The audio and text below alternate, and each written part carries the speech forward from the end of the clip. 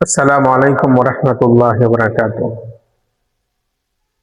একজন ভাই প্রশ্ন করেছেন, কোনো ওজরের কারণে কোনো মানুষ যদি ঈদুল আজহার দিনে ঈদের নামাজ আদায় করতে না পারে, তাহলে কুরবানি কখন করবে বা কোন সময় কুরবানি করবে?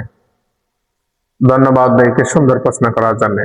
প্রশ্নের জবাবে বলবো, ইসলামী শরীয়তের নিয়ম হলো ঈদুল আজহার দিনে ঈদগাহে ঈদের নামাজ আদায় করার পরে কুরবানি করা।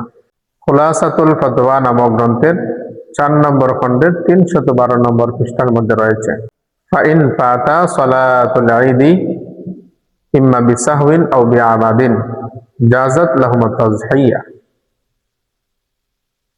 কোনো মানুষ যদি কোনো ওজরের কারণে অথবা ভুলবশত অথবা ইচ্ছাকৃতভাবে ঈদের নামাজ আদায় না করে, তাহলে জাযাত লাহুম তাযহিয়া, ওই ব্যক্তির কুরবানি বৈধ হবে, হালাল হবে।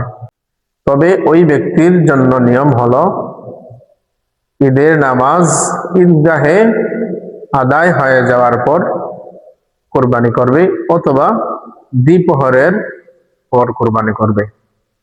তবে যদি ঈদের নামাজ আদায় করার পূর্বে কোনো মানুষ কুরবানি করতে চায় অথবা কুরবানি করে ফেলে, তাহলে ওই ব্যক্তির কুরবানি হালাল হবে না।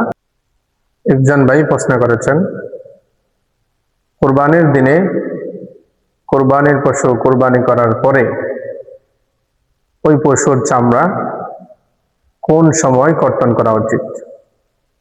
ধন্যবাদ ভাইকে সুন্দর প্রশ্ন করার জন্য। প্রশ্নের জবাবে বলবো, ইসলামী শরীয়তের নিয়ম হলো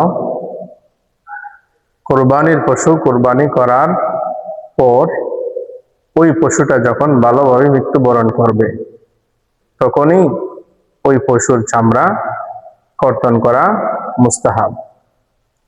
ফতোয়ায়ে তাতারখানিয়া নামক গ্রন্থের 17 নম্বর খণ্ডের 392 নম্বর পৃষ্ঠার মধ্যে রয়েছে, ওয়ায়ুকরাহু সালহুল জালদি বা'দা যাবহি ক্বাবলা আন তাবরুদা।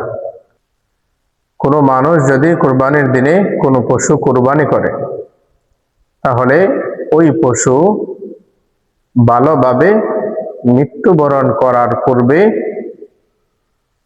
ওই পশুর চামড়া কর্তন করে ফেলে, তাহলে এটা সুন্নতের খেলাফ হবে, মুস্তাহাব কাজের খেলাফ হবে এবং এটা অপছন্দনীয় কাজ। তবে এই ক্ষেত্রে কুরবানির পশুর হালাল হওয়ার ক্ষেত্রে কোনো ধরনের প্রতিবন্ধক হবে না।